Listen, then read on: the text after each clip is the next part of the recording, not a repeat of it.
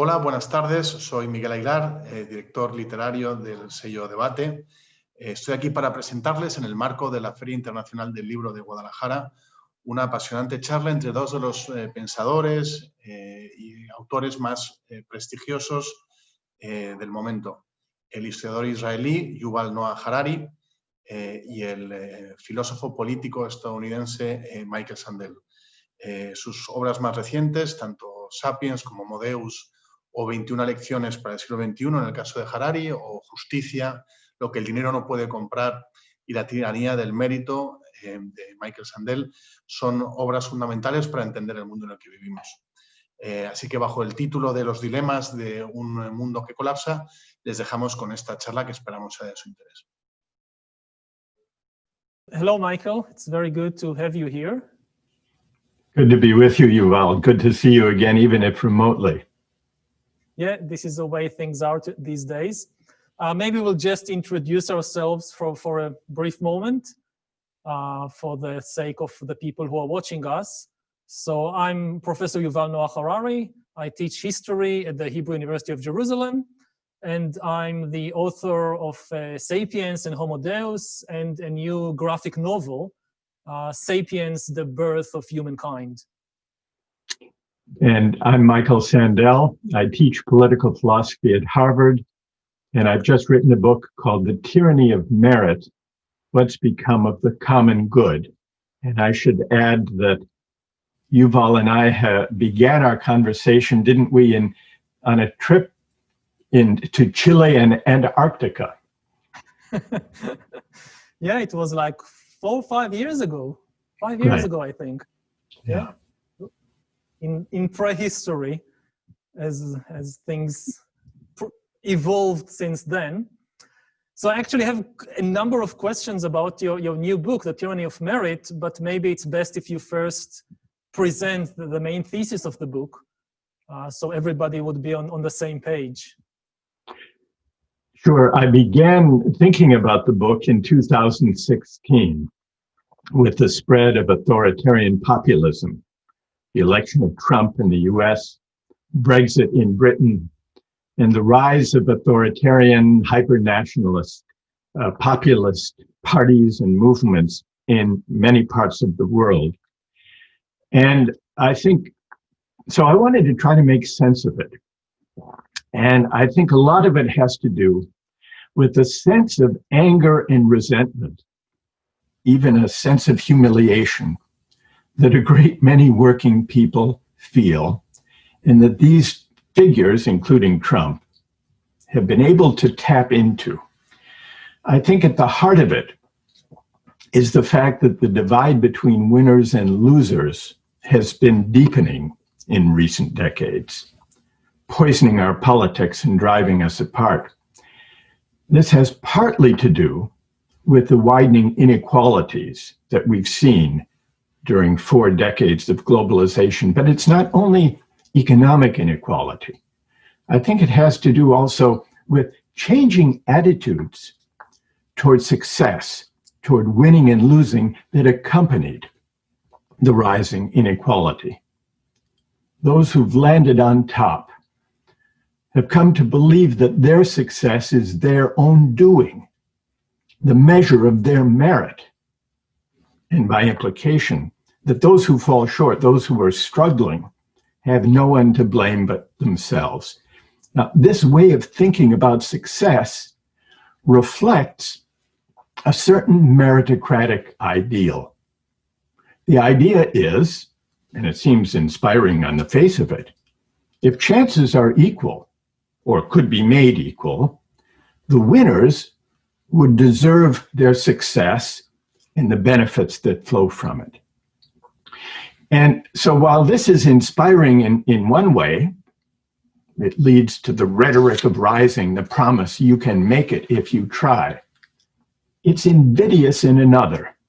Meritocracy has a dark side because it generates hubris among the winners and humiliation among those who are left behind. One of the most potent sources, I think, of the populist backlash against elites is the galling sense among many working people that elites look down on them. This, I think, is one of the important factors that has roiled our politics and led to the populist backlash, Yuval. Mm-hmm. So I'm also been trying for the last few years to understand what's happening in the world. As a historian, I tend maybe to be a bit more skeptical about our ability to identify causal connections in history. I belong to the type of historians who think that we are much better at describing what happens than at understanding why it happens. I think that many of the big events of history, we still don't have a good explanation for them. Why did Christianity rise to become the dominant religion in the Roman Empire and then spread from there? I've never read a convincing argument why it was Christianity and not any of the other many religions that were on offer in the supermarket of ideas of the Roman Empire. Similarly, I don't think I understand, or anybody really understands, why the scientific revolution took place in Europe and not in the Middle East or China. I've read many, many explanations. Again, I think we can describe what happened with a high degree of accuracy, but we don't know why it happened. And my gut feeling about 2016 and the populist uprising is really the same, that we still don't understand. I know that a lot of people are pointing a finger at globalization and meritocracy and inequality in general. And it may be true in some cases, like in the US. I'm not an expert on US society or US politics, so I don't know. But the thing about the populist wave of the last few years is that it's a global phenomenon. It's not just Brexit, it's not just Trump. You see the rise of authoritarian populists all over the world, in Brazil, in Hungary, in Poland, in Turkey, in my home country of Israel, in the Philippines, in India, and under very diverse conditions. Some countries, like the US, you can make a very convincing argument that at least the working classes have lost a lot from globalization, so they are against it. But the working classes in Turkey, in India, in Brazil, arguably benefited enormously from globalization. So what explains what's happening there? And it's the same with meritocracy. And I'm still struggling to find a global explanation for this phenomenon. The other thing I have trouble with is, okay, maybe populism is a reaction to elite hubris and the fact that you have these winners who take all and everybody else are left behind and even blamed or ridiculed for their failure. But why then is the anger results in anti-democratic forces rising? How come we don't see the rise of leaders and parties who are committed to the core values and institutions of democracy and express these views? Why must it go in the anti-democratic direction? And related to that, why are the main victims of populism not the rich elites who are supposedly to blame for all that? The main victims are minorities and immigrants and LGBTs and so forth.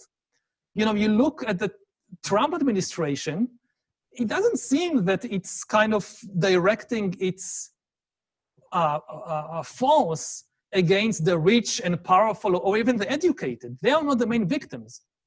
So I'm struggling with this, and I would be very interested to hear what you have to think, what you think about it.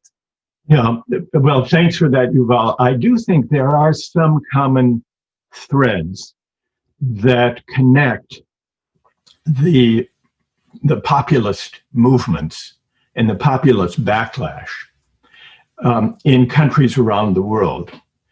One thread is the failure of mainstream political parties, and especially of center-left political parties, to deal with the rising inequality brought about by the globalization of the last 4 decades. And one could almost say that the success of right-wing populism is a symptom of the failure of progressive or social democratic politics. And in almost every country where we see populism flourish, authoritarian populism, because it's important to emphasize that right-wing populism is not the only possible version of it, though that's what we're seeing predominantly today. But that in itself is important because it gives a clue to the common thread, which has to do with the fact that center-left social democratic parties have failed. And what they've failed at is at performing their historic mission. Their historic mission has been to rein in the excesses of capitalism and to hold it to democratic account. That is the traditional mission and purpose of center-left or social democratic parties, to provide a counterweight to the concentrated power and to the inequality that results from unfettered capitalism, and to seek a more just society. And during the past 4 decades, center-left parties have failed to do this. And I think one of the reasons they failed to do it is that they accepted uncritically the premise of the Reagan-Thatcher celebration of markets. That premise was that a market faith, that market mechanisms are the primary instruments for defining and achieving the public good.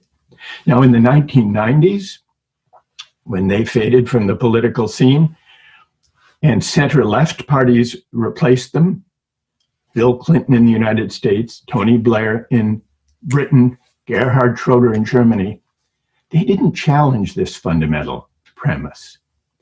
They moderated its harsh edges. They softened it. They shored up the safety net to some degree, but they never challenged it. They embraced the project of neoliberal globalization. They embraced, as a bipartisan project, the deregulation of the financial industry. And when it came to contending in the 2000s, 90s and 2000s, with the deepening inequality and the wage stagnation and the outsourcing of jobs, they offered the following promise. They said, if you want to compete and win in the global economy, go to university, get a degree. What you earn will depend on what you learn. You can make it if you try. So this, Yuval, is how the meritocratic idea was offered, together with the promise of individual upward mobility if you get a college degree. This was offered by the center-left parties as the answer to the inequality of globalization. But it was far too narrow a response to inequality, partly because individual mobility, social mobility, is not easy and it had stalled, but also because implicit in the offer was an insult that they missed. They were tone deaf to the insult implicit to the offer. Go get a university degree, then you too can rise. The insult was, if you didn't go to college, and if you're struggling in the new economy, your failure is your fault. This, I think, is what contributed to the anger, the resentment, the sense of grievance felt by a great many working people. We can easily forget that in most countries, most people don't have a university degree. About 2/3 do not. in the United States and in most European countries. So it's folly to create an economy that makes dignified work and a decent life dependent on the idea of a university degree that most people don't have. So this, I think, is a common thread. And we see in most every country where authoritarian populism has come to power or is flourishing, we see that the greatest casualties have been center-left or social democratic parties, and it's they who have failed. And I think the only way really to heal this depolarization and to rein in this authoritarian populist tendency is to reconceive the mission and purpose of progressive or social democratic politics. What do you think about that, Yuval? Did you find that persuasive or not? A couple of things. I mean, first, it's like the original sin was the fault of Reagan and Thatcher and the right-wing parties. And you're saying that the left-wing parties are being the main blamed for just following the right direction, and the right goes like scot-free, even though they are the main culprits. And again, if this was the case, they are and they aren't. They are and they aren't, because the center-left parties did not challenge them in a fundamental way. They took over that project, even as they offered a meritocratic justification for the inequality that made that inequality more galling. It converted it from an inequality of income and wealth, which is bad enough, to an inequality of honor and esteem. And one of the central themes of the tyranny of merit is that we miss a lot if we focus only on the economic aspects of inequality, important though they are. We need also to focus on the economy of esteem and the way in which recent decades have eroded, and these policies and this politics have eroded the dignity of work, the sense of honor and recognition and esteem that all of us would like to receive in return for the contributions we make to the economy and to the common good. I think that's the heart of it. That's why the politics of humiliation, which is really about recognition or the lack of it, it's about honor and esteem or the lack of it. I think that's the deep animating force in the populist backlash, more than the material inequality as such. Does that make sense? Yeah, it makes a lot of sense. Originally, I'm a medievalist. I specialize as a historian in the Middle Ages. So for me, talking about the economy of honor is like, the bread and butter of the Middle Ages. Honor is much more important in many ways than economic factors. So I'm completely open to the idea that a lot of politics is actually about honor.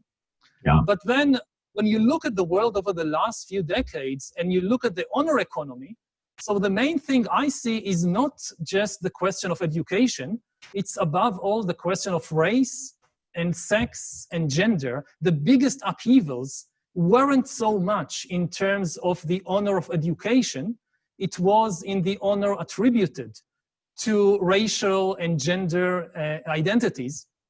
And maybe I'll give you a concrete example, that if indeed much of the anger behind populism is against the universities and the meritocratic ideal, then we should see authoritarian figures, populist authoritarian figures, attacking the universities and the academic establishment. And you do see such things happen, but when you look closely, it's strange, or maybe not strange, who are the main victims? For instance, you would expect that the biggest victims of all would be the economics department. They are the big villains of all that.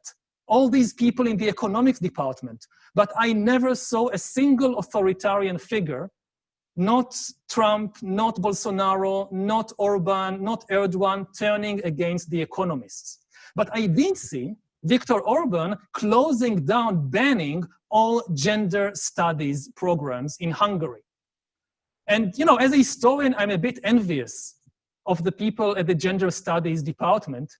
Apparently, they are so threatening to Orban and that he bothers to close them down. He did not bother to close down the history department or the philosophy department.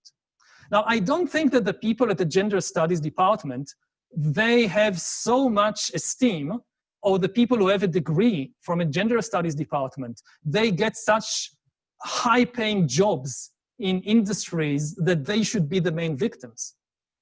And it's the same when I look at it in Israel, that the main attacks are on departments in the humanities and the softer edges of the social sciences. Nobody attacks the economics department, the business department, the computer science department.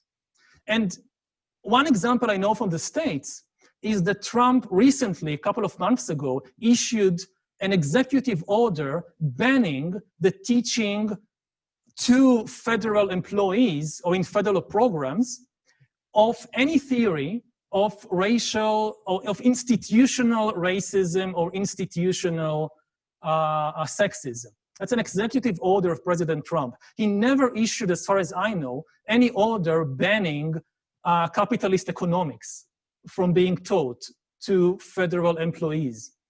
So if we talk about the economy of honor, I think we should focus more on issues of race and gender, not completely obscuring the issue of class and working class versus the educated elites, but it should be much more central in the conversation. Well, I think that that liberalism and progressive politics and social democratic politics has done a good job of focusing on questions of race, gender, sex in terms of social justice and honor. And in many ways, this has been the strongest, most prominent, most visible feature of the political message and the political project of center-left parties in recent decades. And there's no question that the populist backlash has been led by figures who have made racist, misogynist, xenophobic appeals. There's no question about that, and one need only look at Trump as well as some of the figures you've mentioned. But I think and so our tendency, and by our, I mean those of us who are appalled by this kind of politics, our tendency is to direct our outrage and our attention to the, and also our interpretation of what the populist protest is about, to the groups that have been targeted by populists. Rightly so. And I think it's no accident that during the Trump presidency, we have seen the emergence of the Me Too movement and the Black Lives Matter movement as truly powerful, multiracial, multi-generational movements. And actually, I think this is one of the greatest achievements of the Trump presidency, to have called forth and reinforced and broadened the appeal of these movements. But I think it's important not to allow our outrage to be monopolized and directed by the targets that Trump and other populists choose. I think we also have to engage in diagnosis and interpretation to disentangle from those ugly sentiments, which are clearly a part of these authoritarian populist political appeals, we have to disentangle the legitimate grievances on which they also draw. And I agree, that's what the tyranny of merit tries to do. In no way to diminish the importance of these the movements for racial justice and for gender equality, but to notice, and this I think social democratic parties need to be self-critical. It's not enough to say they're all voting for him because they are all racists, because what that misses, that lets us off the hook too easily. In the aftermath of this 2020 election, the question Democrats should be asking themselves is not, thank goodness we can restore things the way they were before Trump interrupted our steady march to progress. The question we should be asking, the number we should have foremost in our minds is 70 million. Why, despite the disaster of the last 4 years, despite his bungling of the pandemic, 70 million people wanted this to continue? Why is that? Now, some of those 70 million may have been drawn to the xenophobia and the racism and misogyny, but a lot of them have legitimate grievances that the mainstream center-left parties have ignored. Not only that, have contributed to, which goes to the tyranny of merit, which goes to the rhetoric of rising, which goes to the embrace of neoliberal globalization policies, which goes to the deregulation of finance, wage stagnation, but especially it goes to the insult of telling workers who are struggling, your failure is your fault if you didn't get well credentialed, as most of us are, by the way. And it's no accident, I would just add, Yuval, that by 2016, the Democratic Party in the US, the Labour Party in Britain, the socialist parties in Europe were more attuned to the values and interests of the professional classes, the well-educated classes, the credentialed elites than they were to the working class voters who once constituted their base. And in strictly electoral terms, we can see how people with a college education used to vote for conservative parties, mainly for reasons of economic interest. And people without a college degree used to vote for center-left parties. But in the 90s and 2000s, that has flipped. Now, education is one of the deepest divides in politics. Trump won among whites without a college degree in 2016. Trump won 2/3 of them. And in 2020, when Biden defeated him, Trump won 2/3 of them. So that problem remains. I completely agree that there is an entanglement here, and we shouldn't just focus on the issues of race and gender and so forth.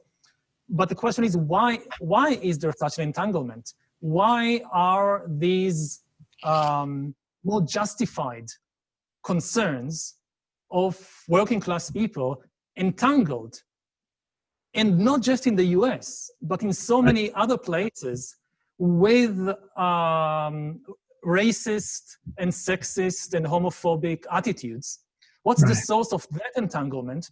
And in particular, again, the question that I raised in the beginning, I mean, all of this, I don't think would concern so much you and me if we saw the rise of a party which is clearly against inequality. It's against the excesses of the meritocratic elite. It's against the excesses of capitalism, but it's not against democracy. And the big question mark for me is, why haven't we seen the rise of that kind of party? And, you know, if it was only the US, then you can explain it with various accidents or unique situations, but we haven't seen it almost anywhere. And if you, again, you look at the global picture, then, I don't know, compare the US to Brazil.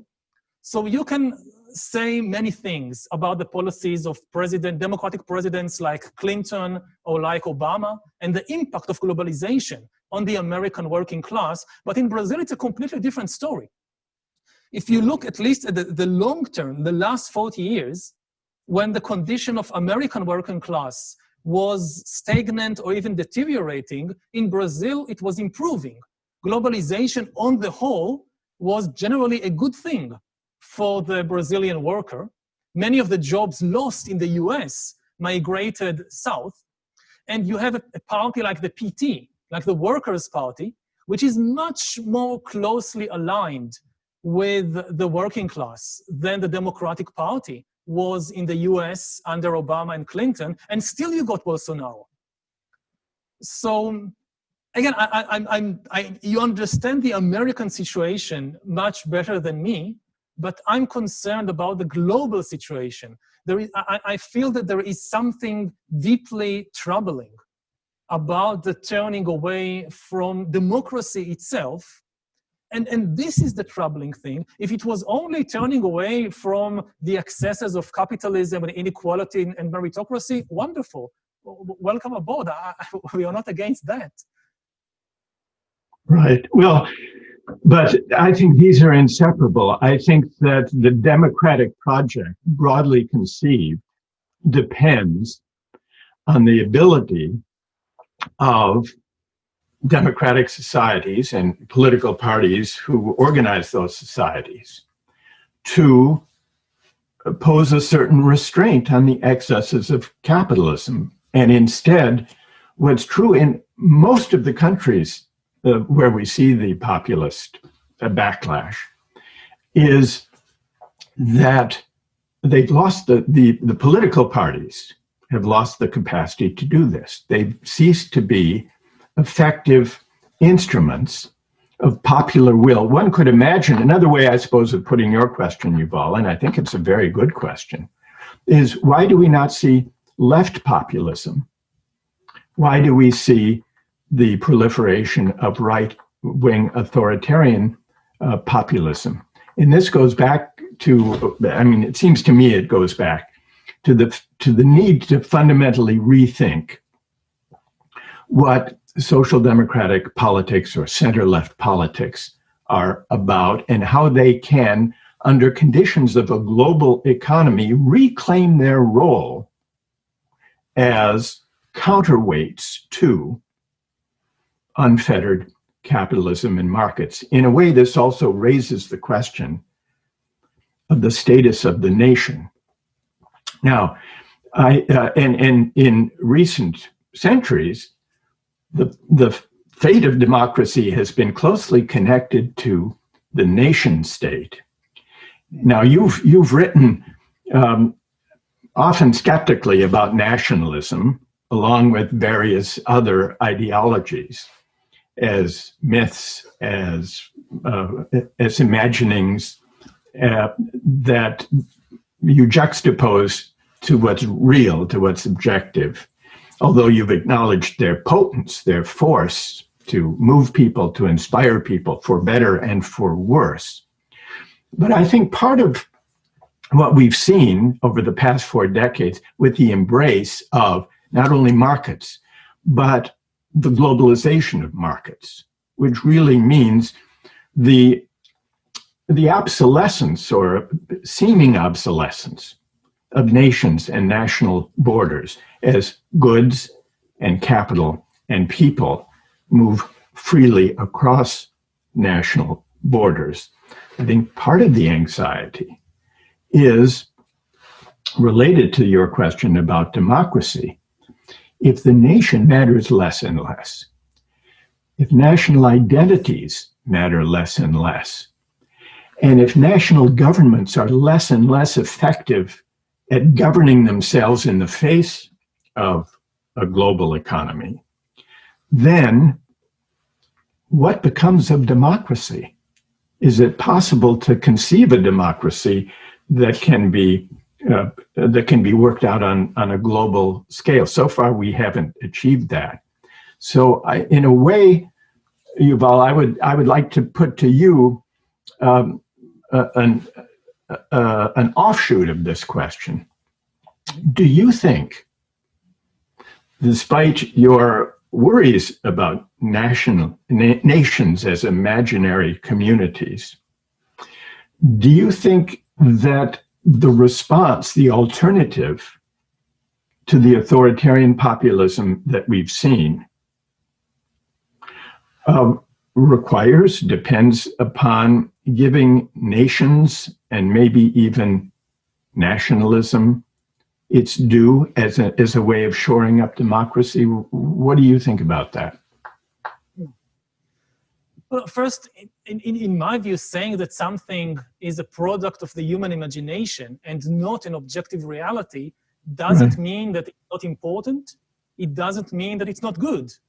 You know, to take an obvious example, the laws of football are obviously a human invention. Nobody would claim they are natural or eternal or coming from physics or whatever. We invented the laws of football. And still, football is a wonderful thing. It can bring a lot of joy, a lot of interest, a lot of good things to the lives of millions of people. It's the most popular sport in the world. And I'm not against playing football or having fierce loyalty to your football team just because it's actually exists only in the human imagination. And it's the same with nations and nationalism. Yes, we created them. They are stories that exist only in our own minds. They are not an objective physical or biological reality, but it doesn't mean that they are not important, and it doesn't mean that they are not at least potentially beneficial. I think that nationalism is one of the best inventions of humankind. At the core of nationalism is the idea that I should be loyal to complete strangers that I've never met in my life, and that I should care about them enough to take care of their welfare and education and health and so forth. So I don't think that nationalism is rooted in the biological tendency of apes and humans to live in communities, because apes, chimpanzees, gorillas, and also ancient Homo sapiens, they lived in very, very small bands in which everybody knew everybody else. They were intimate communities. The amazing thing about nationalism is that it enables you to care not about 50 individuals you actually know. It enables you to care about 50 million individuals that you never met and you will never meet, and nevertheless you are willing to pay taxes so that somebody on the other side of the country would get a good healthcare, and that's a wonderful thing. Nationalism can turn ugly, just like football, when the main thing becomes hating the others and not loving us. Well, if you think that nationalism is about hating other people, then that's a very negative turn, but it doesn't have to be like that. Just as if you think that in football the main thing is to fight with the fans of the other teams, then it goes in the wrong direction. Now, I think that you can't have democracy, at least in the world of today, without a strong sense of nationalism. Because if you don't feel connected, if you don't feel that you have a shared fate with the other people in your country, there is absolutely no reason in the world to accept the verdict of democratic elections. It makes sense only if you think that they care about you and you care about them. If you think that your political rivals, they may be stupid even, but they are not evil. They are not there to get you.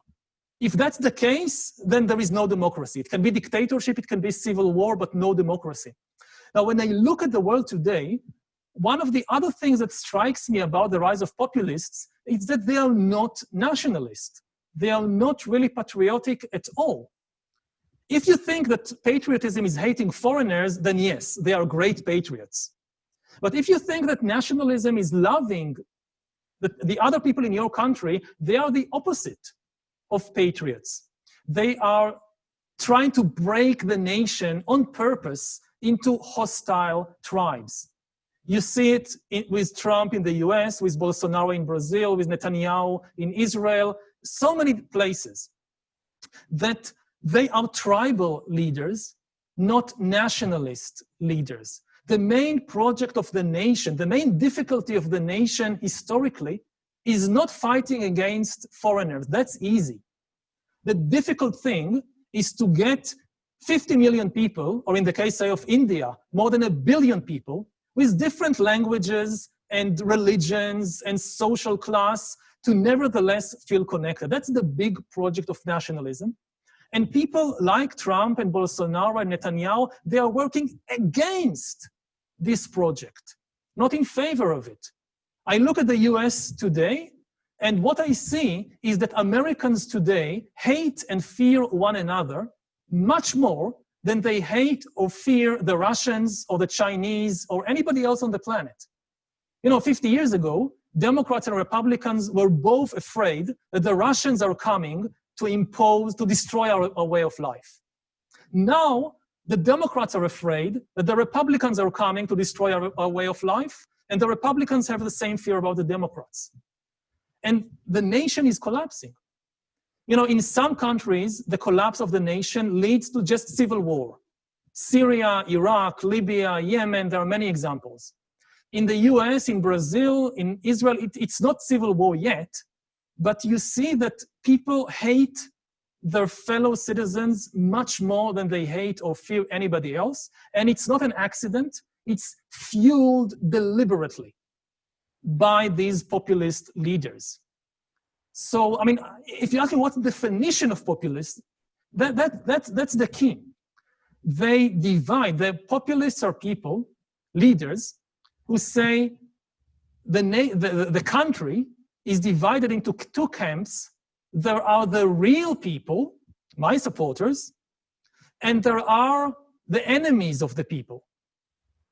All those on the other side of the political aisle. They are not really part of the people. They are enemies, they are traitors. And this runs contra to the nationalist project. And this is also, I think, one of the reasons that democracy is in trouble, is collapsing. And why is it happening all over the world? I don't know, I'm not sure. But I would characterize the crisis we are seeing with populism. It's not a resurgence of nationalism. It's a collapse of nationalism, at least if we understand nationalism in the sense of loving your compatriots and not hating foreigners. Yeah, well, I agree with a lot of that, Yuval. I certainly think you make an important point that nationalism, properly understood, invokes a sense of community, of fellow feeling, of shared responsibility for one another as members of a national community, a civic project. And that civic project, that sense of community, the solidarity that holds it together is, I agree, it's under siege today.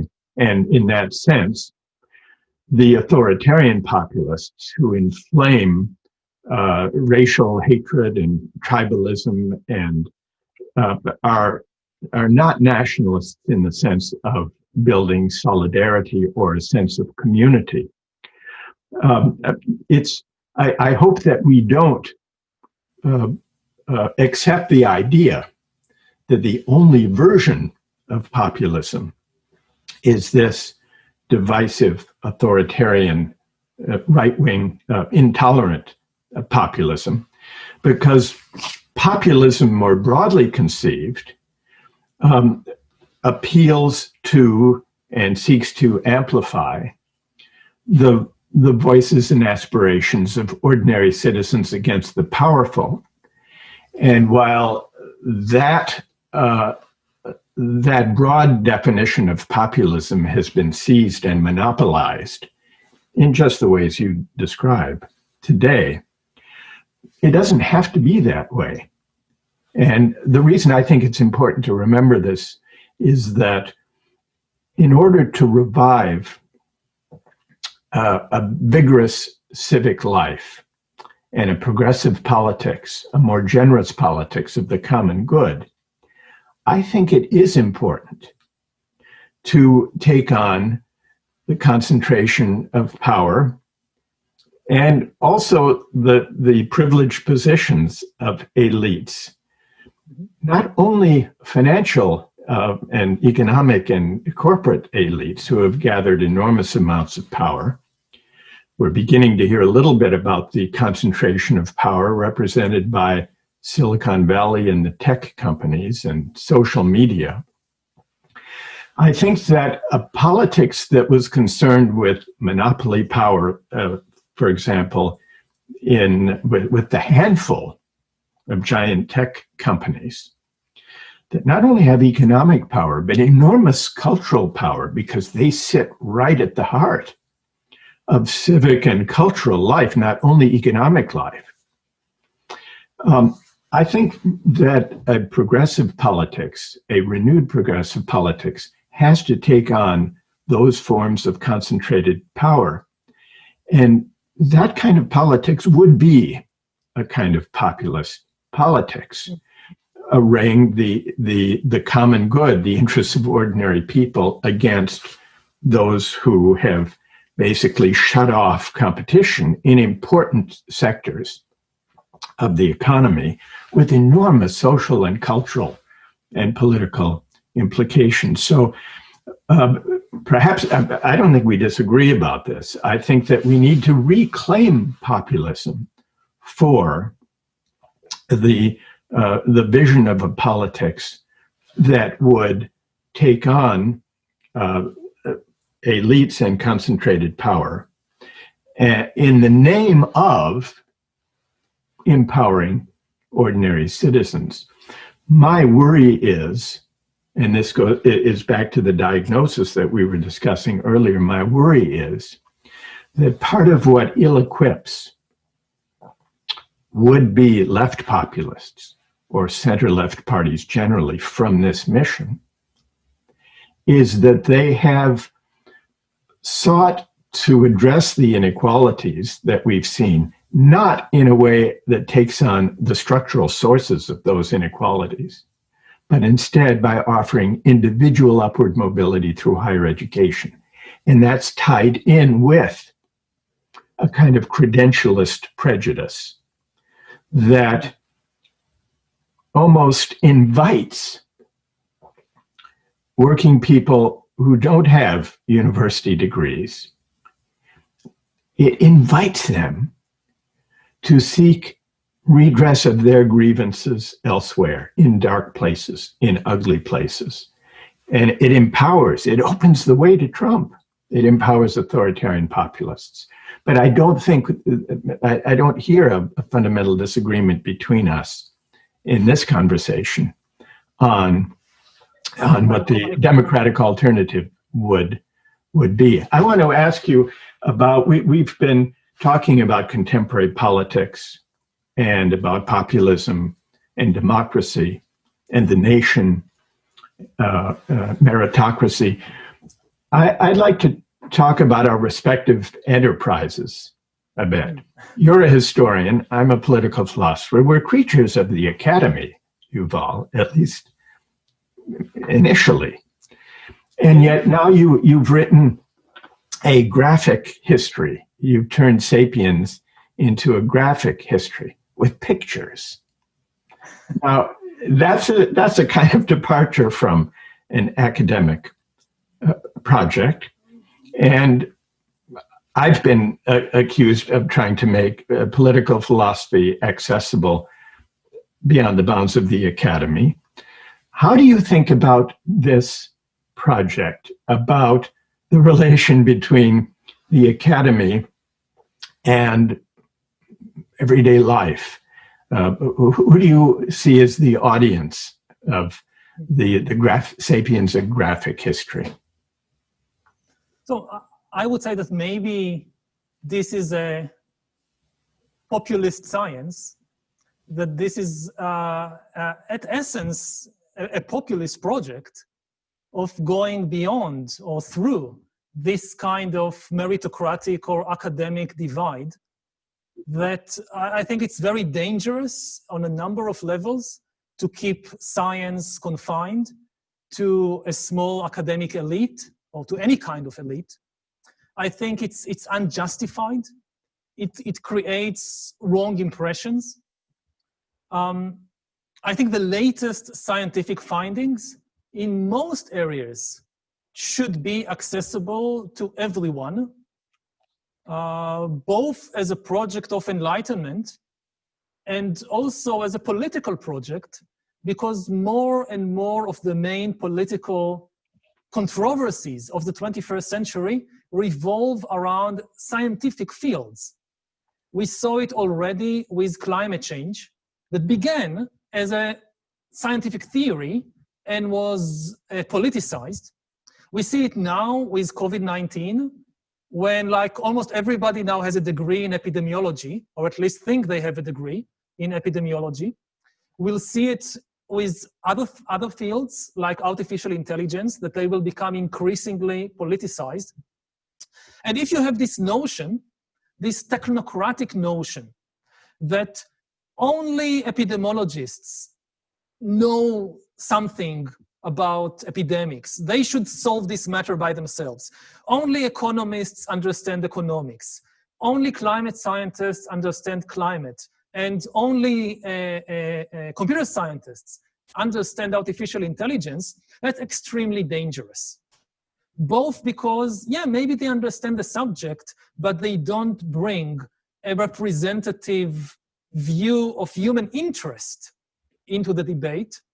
And also because if you shut out most people from the conversation, saying to them, no, that's too complicated for you to understand, then that's the fertile space, that's the vacuum, which all kinds of conspiracy theories and disinformation then fills. Now, I don't think that most of these subjects need to be confined to a small number of people. Maybe some academic subjects really are so complicated that most people can't understand them. Like, I don't know, quantum mechanics. I don't understand it. I think most people don't understand it. You need very high levels of mathematics to grasp it. Maybe this is an exception. But economics and history and climate and diseases, you should be able, you can understand the basic facts of science without a degree. But for that, the people who are kind of are the guardians of this knowledge, they need to make an effort. They need to make an effort to reach a broader audience. And for that, they need to sometimes change the way they speak or write. When you talk with other professionals in your narrow field, then you speak your professional jargon. And in many cases, you talk in numbers and statistics and models that most people don't understand. Even most academics outside your field don't understand them. When I read a professional article paper in macroeconomics or in climate science, I can't follow it. I can't understand it. But I think that the key ideas and insights which are important to have a public conversation about it, they can make the effort to make it accessible. And that's part of my project as a historian, to translate the latest scientific findings and theories to a medium and to a language that everybody can understand. You don't need a PhD or a BA degree to follow that. And, you know, because most people think in stories, then I focus on storytelling. And in the new project, the graphic novel, I try to switch to a new medium of images, which many people find easier to understand and easier to connect with than just words. Even if you write in a very accessible style, still reading a 500 pages book of mostly just words with footnotes, that's a tall order for many people. So I now tried to translate this into the language of graphic novels and comics, but without looking down at people, without simplifying the ideas. In many ways, I think the graphic novel is even deeper than the original version of Sapiens. It's certainly not Sapiens with illustrations on the side. It's a completely new approach to how to tell science, which might not be to the liking of some professors and academics, but I think it doesn't sell science short. There are actually a lot of new questions, scientific questions, that I had to engage with when creating this graphic novel together with Danielle and David. Again, I couldn't do it myself. I don't know how to draw. So I teamed up with two artists to do it. And it raised a lot of new scientific questions that previously I simply ignored. You know, words can often be abstract. You can talk in abstractions.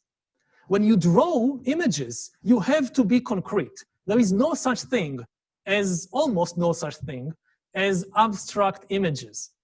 If I talk about sapiens and Neanderthals having sex, and I write about it in words, I can just write, okay, we know that 50,000 years ago, some sapiens had sex with Neanderthals and even produced babies together.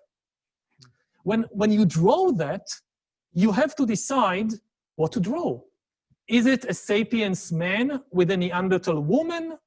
Is it a sapiens woman with a Neanderthal man? Maybe it's two men having gay sex 50,000 years ago, sapiens and Neanderthals. You have to decide. And similarly, you have to decide what's their skin color, what's their hair color. And all these return you to the scientific research to look for answers.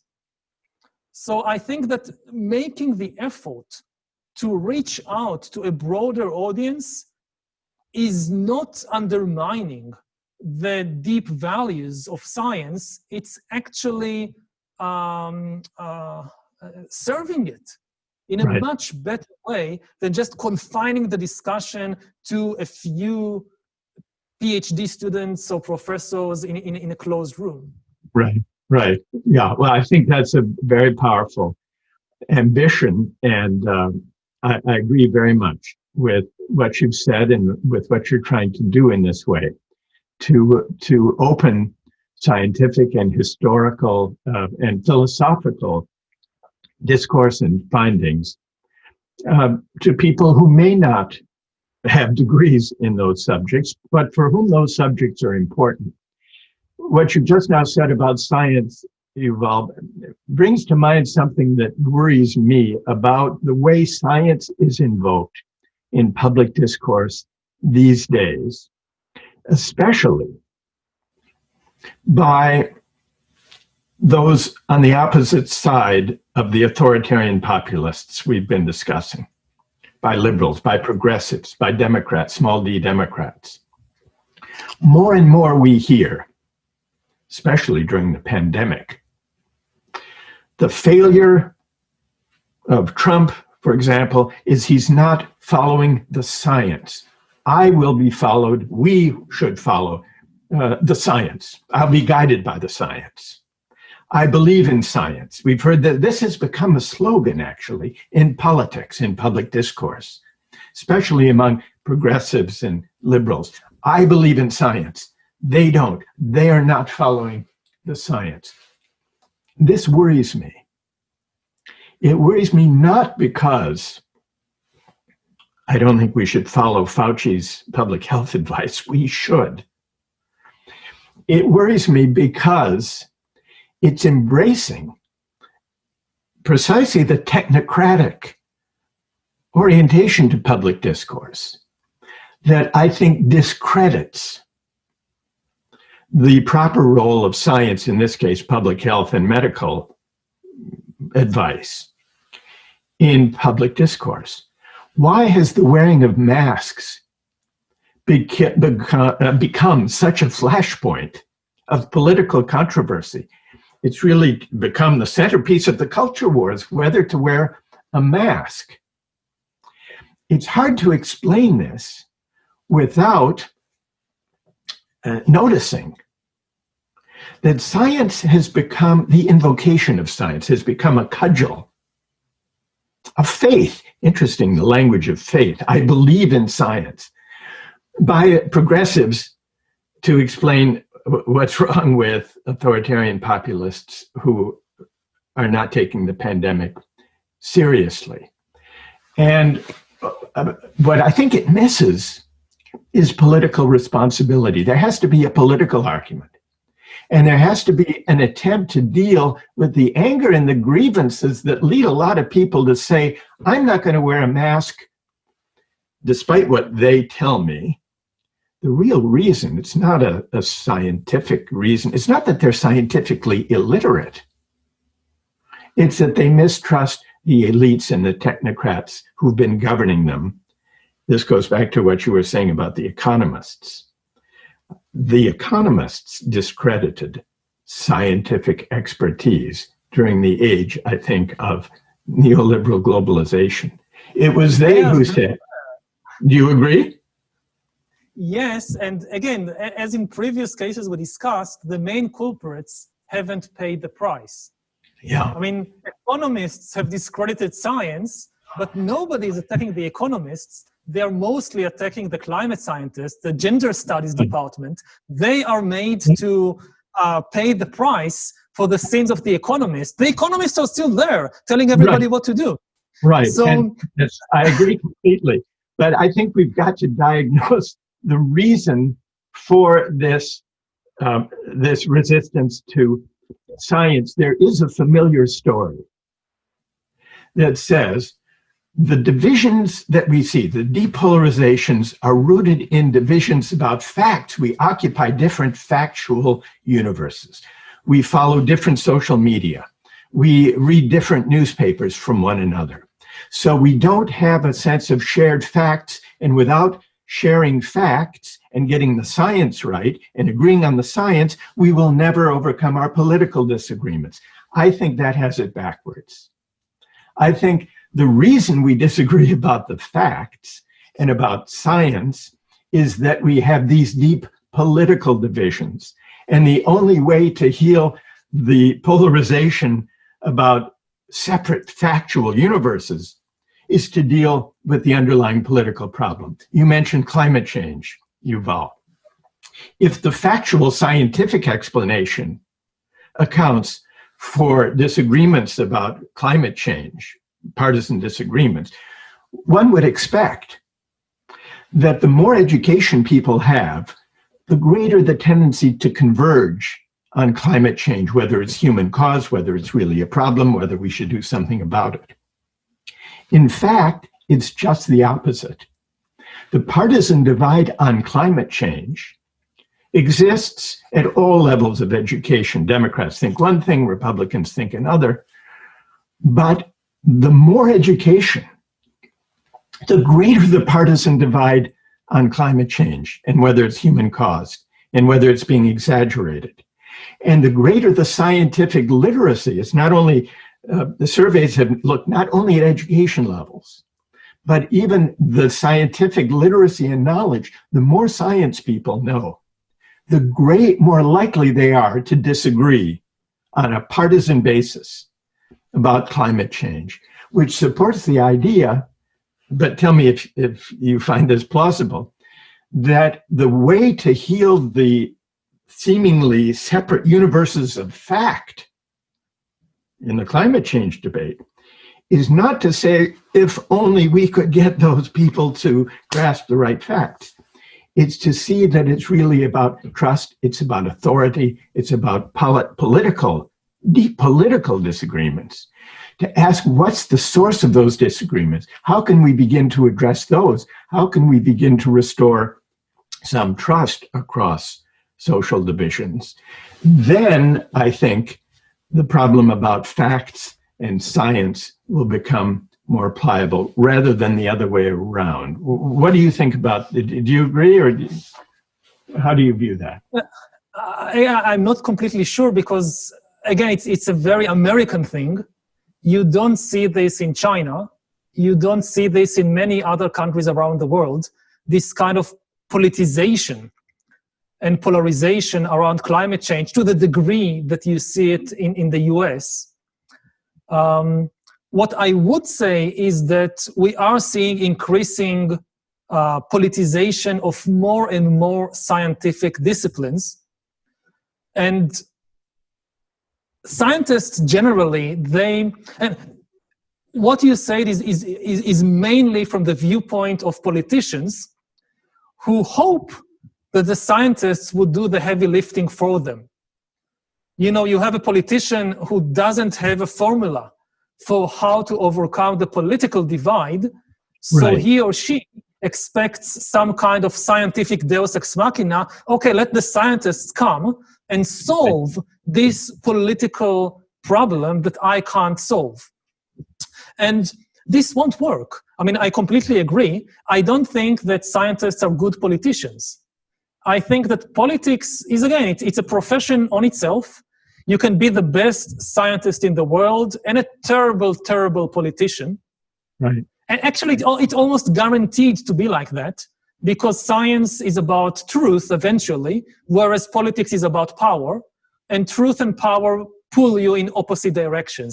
I think that somebody tries to win an election in the US, in Israel, in Brazil, and tells the public the truth, the whole truth, and nothing but the truth, has 100% guarantee of losing the election.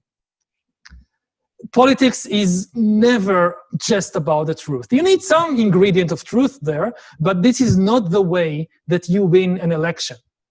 So I think that it's very problematic to entangle the scientific and the political projects together. Unfortunately, as I said before, I think it's a rising wave, and it will just become worse and worse, because more and more of the things, that the forces that change the world are scientific. And we saw it with climate change, we see it now with the epidemic, it will be even worse with artificial intelligence, with bioengineering. And the scientists that, most scientists, they don't want to be involved in politics. They want to sit in the laboratories, just do their research, write their papers, and forget about the political implications of what they are doing. But increasingly, that will not be possible. And how to deal with this increasing entanglement of politics and science, I'm not sure. I completely agree with you that the naive belief that, we just need to agree on the scientific facts, it's not going to happen, because as the scientific facts become more and more important in the political debate, then the interests to twist them will become bigger than ever. People won't be able to concede the scientific battle, because that will decide to a large extent the political battle. We've been having, I guess, running through our conversation, Yuval, have been themes of politics, or politics and economics on the one hand, and themes of science on the other. And I suppose it's true that these themes have run through all of our respective works. And here's something that strikes me, and this may be a thread that emerges from both of our works, but we may have different views about it. I'd like to see what you think. Stepping back and looking at a broader theme about science and politics. These days, if we think about human agency, if we think about the aspiration of humans to exert mastery and control over our circumstances, for us these days, it seems that the most promising, buoyant, confident arena for the exercise of human mastery, agency, control, consists in our faith and our growing power to engineer or to re-engineer nature, including our own nature. Stupendous advancements, it seems, in the exercise of human nature, of human agency in exerting control and dominion over nature, including our own. And yet, when we think about social life, when we think about politics and economics, we feel disempowered, we feel at a loss. Social and economic and political arrangements seem to elude our ability to exert mastery and control, to transform our political circumstance. The sense of impasse and impotence that most of us have when we look out upon the political world and political arrangements. Now, this seems to me paradoxical and maybe even a historic reversal, because the way we organize our society and our economy, after all, these are the products of our design in the first place. What social arrangements and political arrangements and economic arrangements we devise, this is all a matter of human ingenuity, artifice, imagination, construction. Whereas nature, science, seemed to provide a distant horizon with respect to our ability to shape events, to shape our circumstance, historically, traditionally. But now it's as if that's reversed. I think this reversal, here's my hunch, but tell me what you think, is that this reversal actually is deeply disempowering. It's a measure of our disempowerment. It's a measure of the loss of human agency, which should consist not in changing our nature to fit the social arrangements we've created, but should consist in transforming our social and economic arrangements the better to fit the kind of creatures we are. What do you think, Yuval? I think it was always harder to control humans than to have mastery over animals and plants and the environment, at least since for thousands and thousands of years. If you go back to the agricultural revolution 10,000 years ago, humans have gained an amazing ability to control other animals and plants and the landscape. They had much, much less success in using the new powers of agriculture to build a happy, just human society. That was a miserable failure. And you see that after the agricultural revolution, humans are much more powerful, but generally speaking, I would say more miserable. They have more miserable life because they don't know how to use their power wisely. If you're a king or a priest, then life is great in ancient Egypt. But if you're an ordinary farmer, life is much worse than 20,000 years previously as a hunter-gatherer. You work harder, you eat worse, you have more diseases, you are under far worse social and political exploitation. You go to the Industrial Revolution, you see the same thing. It was much easier to invent steam engines than to correctly understand what to do with them. Well, you have one failed experiment after another of how to create a flourishing, peaceful, just industrial society. Eventually, I think we got it right, relatively speaking, but after several terrible failed experiments, like Soviet communism or Nazi Germany and so forth. So in this sense, it's not, I would say it's not a completely new phenomenon that as humans, we find it easier to manipulate the outside world, like nature, than to manipulate in a good way human society and the way that we ourselves behave.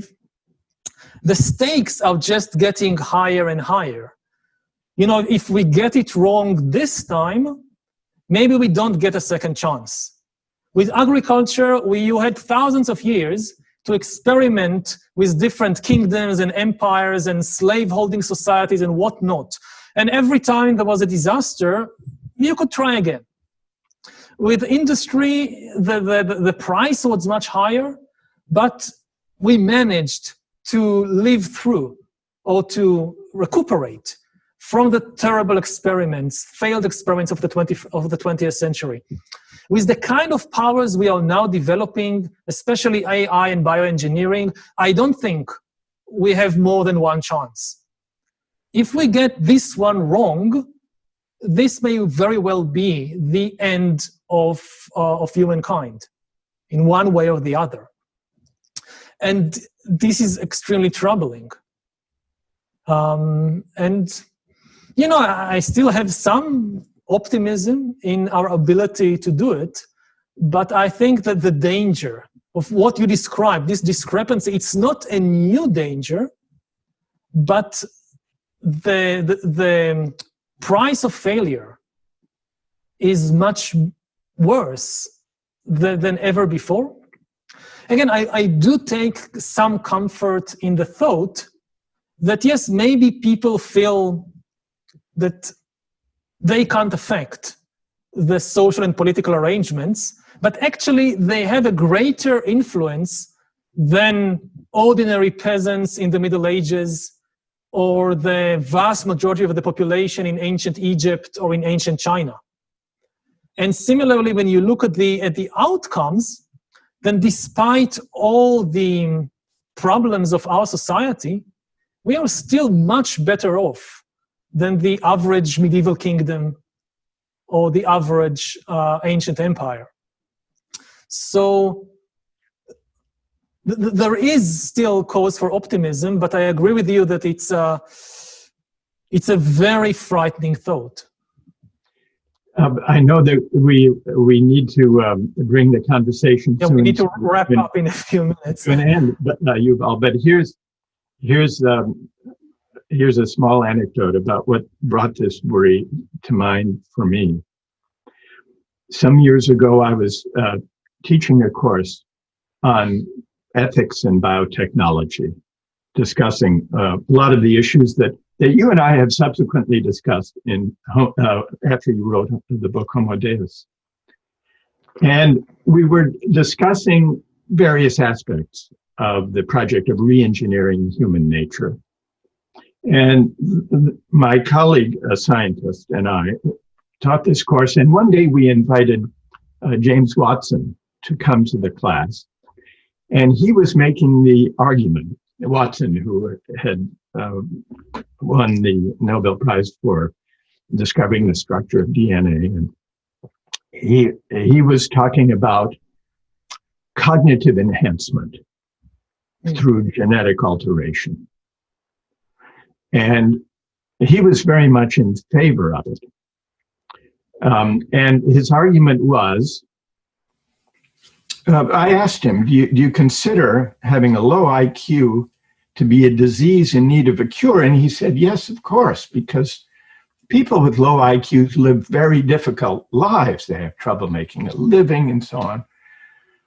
And a student raised her hand and asked, well, given that's the case, why don't we try to reform the economy and society so that people with low IQs don't live such hard lives? And Watson's reply was, oh, we're never going to be able to change society. That's way too hard. That's why we need to use genetic engineering to solve this problem.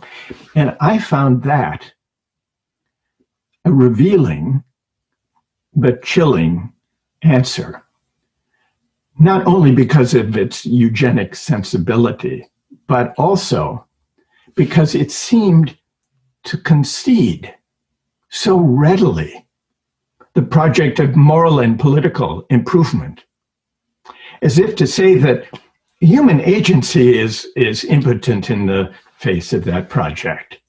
Therefore, better to repair ourselves, the better to fit the world, the social roles that are beyond human repair or reform.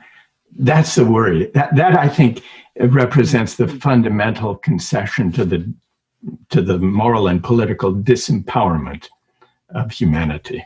That's what motivated the question, at least, Yuval. Yeah, I mean, in one way, I can understand why he said it.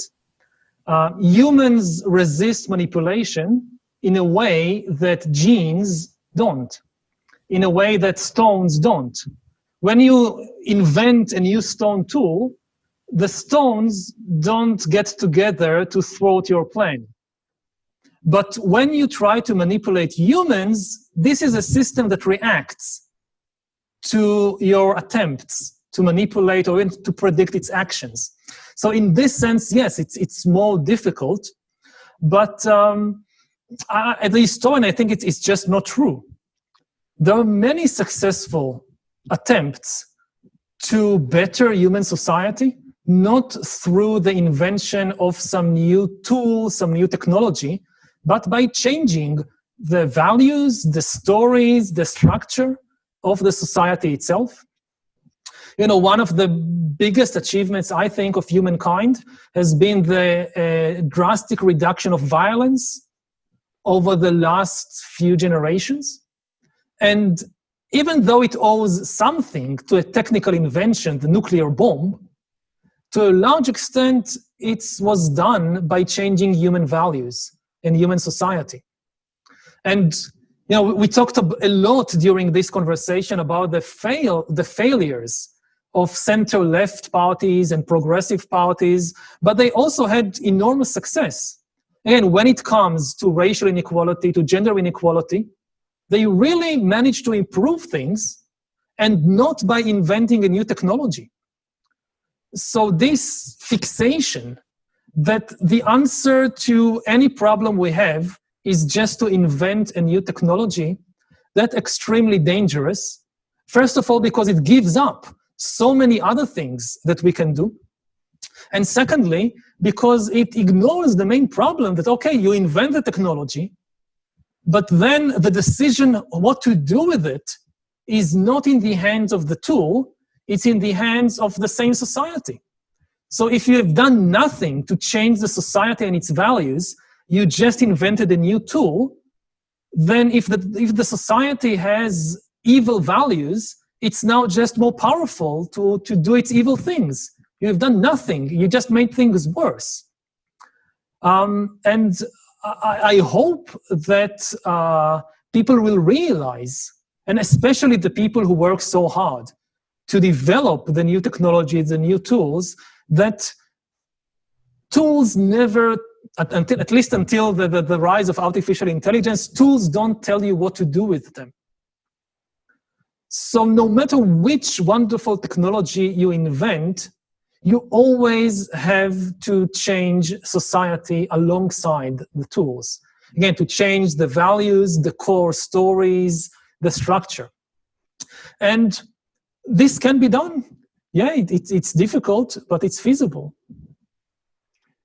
I suppose that we could conclude by agreeing that even the smartest smart machines can't tell us how they should be used. That, I think, is ultimately for us as democratic citizens, which suggests a project not of manipulation, but of education and of persuasion. I've really enjoyed our conversation, Yuval. Yeah, me too. I think that opens a completely new conversation that we can have on a different occasion of whether or not smart machines will be able to tell us what to do with them.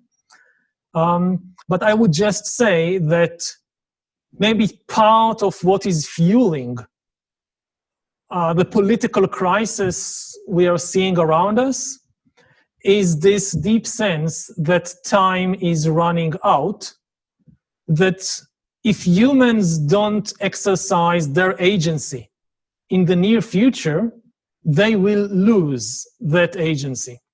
I mean, all previous technological inventions in human history, they empowered humanity.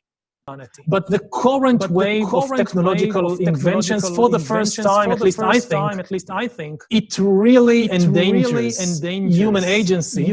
We see a shift in power from humans to algorithms. And one possible explanation, I don't know if it's true, but one possible explanation for the political upheavals around the world is that a lot of people are sensing that this is kind of almost the last chance to exercise their agency. But yes, we would leave that to another conversation.